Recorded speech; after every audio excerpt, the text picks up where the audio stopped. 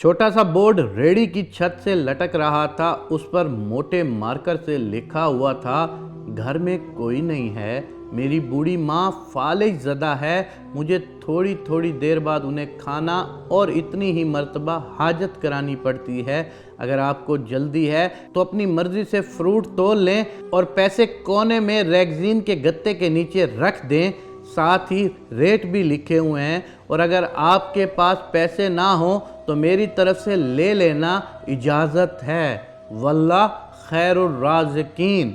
इधर उधर देखा, पास पड़े तराजू में 2 किलो सेब तोले, दर्जन केले लिए, शापर में डाले, प्राइस लिस्ट से कीमत देखी, पैसे निकालकर रेड़ी के फट्टे के गत्ते वाले कोने को उठाया, वहाँ 150 10-10 के नोट पड़े थे।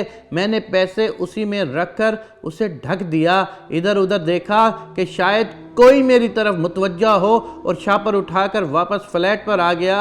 अफ्तार के बाद मैं और भाई उधर गए, देखा एक बारेश आदमी, दाढ़ी आधी काली आधी सफ़ेद, हल्के क्रीम कलर कुर्ते शलवार में रेड़ी को धक्का लगाकर बस जाने ही वाला था। वो हमें देखकर मुस्कुराया और बोला, साहब फल तो ख़त्म हो गया है। नाम पूछा तो बोला, खादिम हुसैन। फिर हम सामने ढाबे पे बैठे थे, चाय आई, कहने लगा, पिछले 3 साल से अम्मा बिस्तर पर है, कुछ नफ्सियाती सी हो गई है और अब तो फालिज भी हो गया है। मेरा कोई बाल बच्चा नहीं, बीवी मर गई है, सिर्फ मैं ही हूँ और मेरी अम्मा की देखभाल करने वाला कोई नहीं, इसलिए मुझे हर वक्त माँ का ख्याल रखना पड़ता है। एक दिन मैंने अम्मा के पाँव दबाते हुए बड़ी नरमी लहाजत से कहा, अम्मा तेरी तीमारदारी को तो बड़ा जी करता है, पर जेब में कुछ नहीं, तू मुझे कमरे से हिलने नहीं देती, कहती है तू जाता है तो जी घबराता है, तू ही बता मैं क्या करूं। अब क्या गैब से खाना उतरेगा?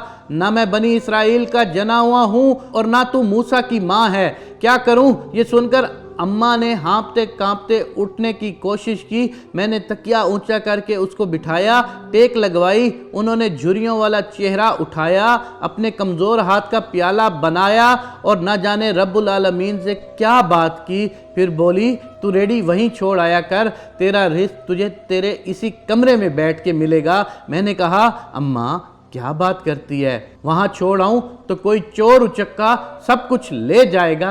आजकल कौन लिहाज करता है, बिना मालिक के कौन खरीदेगा। कहने लगी, तू फजर को रेडी फलों से भरकर छोड़कर आ जा, बस ज़्यादा बक बक नहीं कर, शाम को खाली ले आया कर। अगर तेरा रुपया गया तो ये खालदा सुरैया अल्लाह से पाई पाई वसूल करके देगी। 2.5 साल हो गए हैं भाई, सुबह रेड़ी लगा जाता हूँ, शाम को ले जाता हूँ, लोग पैसे रख जाते हैं, फल ले जाते हैं, ढेला ऊपर नीचे नहीं होता, बल्कि कुछ तो ज़्यादा रख जाते हैं। अक्सर तखमीना नफ़ा लागत से 300-400 ऊपर ही जा निकलता है। कभी कोई अम्मा के लिए फूल रख जाता है, कभी कोई और चीज़। परसों एक पढ़ी लिखी बच्ची पुलाव बनाकर रख गई, नोट लिख कर रख गई, अम्मा के लिए है। एक डॉक्टर का गुज़र हुआ, वो अपना कार्ड छोड़ गया, पुष्प पे लिख गया, अंकल अम्मा की तबीयत ना संभले तो मुझे फ़ौरन फ़ोन कर देना, मैं घर से पिक कर लूँगा। किसी हाजी साहब का गुज़र हुआ तो अजवा खजूर का पैकेट छोड़ गया। कोई जोड़ा शॉपिंग करके गुज़रा तो फ्रूट लेते हुए अम्मा के लिए सूट रख गया।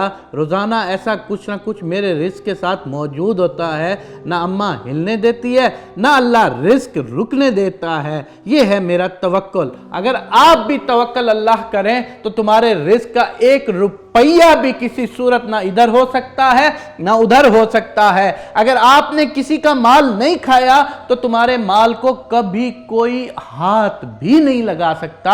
अगर तुमने किसी का माल खाया है तो उसका हिसाब किताब तुम्हें जरूर देना पड़ेगा, लेकिन अगर तुमने माल नहीं खाया तो कानून कुदरत का इंसाफ है, कोई भी तुम्हारा एक ढेला इधर का उधर और उधर से इधर नहीं कर सकेगा।